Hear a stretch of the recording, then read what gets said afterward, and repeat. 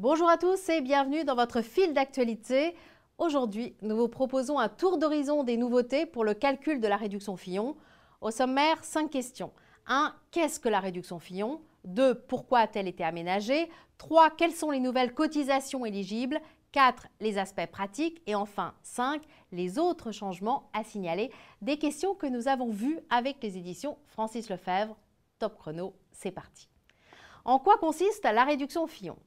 La réduction générale de cotisation, dite réduction Fillon, est une réduction dégressive des cotisations patronales de sécurité sociale dont le montant varie selon le niveau de rémunération des salariés y ouvrant droit.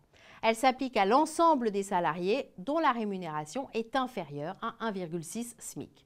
Son montant est maximal au niveau du SMIC et le montant de la réduction est égal au produit de la rémunération par un coefficient calculé selon une formule de calcul définie par décret. Pourquoi la réduction Fillon a-t-elle été aménagée? Le gouvernement s'était engagé dans le cadre du pacte de responsabilité à parvenir à une exonération de la totalité des cotisations recouvrées par les URSSAF au niveau du SMIC.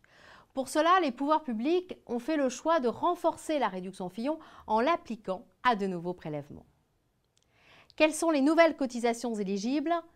La réduction Fillon s'appliquait aux cotisations patronales d'assurance sociale et aux cotisations d'allocation familiale. Depuis le 1er janvier 2015, elle s'applique aussi aux contributions FNAL et Solidarité Autonomie et, sous certaines conditions, aux cotisations dues au titre des accidents du travail et des maladies professionnelles. Comment cela se traduit-il en pratique? Différentes formules de calcul du coefficient de réduction sont prévues selon le taux de la contribution FNAL applicable à l'entreprise.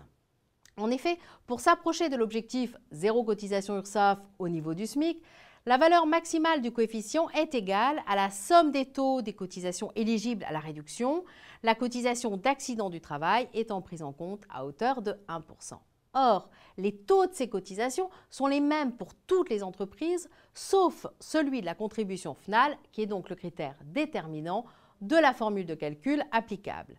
À noter que des formules de calcul spécifiques sont prévues pour les salariés soumis à un régime d'heures d'équivalence, les salariés temporaires et les salariés relevant d'une caisse de congés payés. D'autres changements sont-ils à signaler?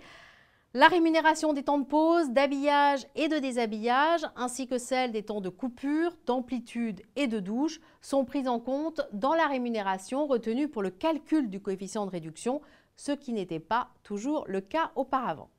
Merci de nous avoir suivis et à très bientôt.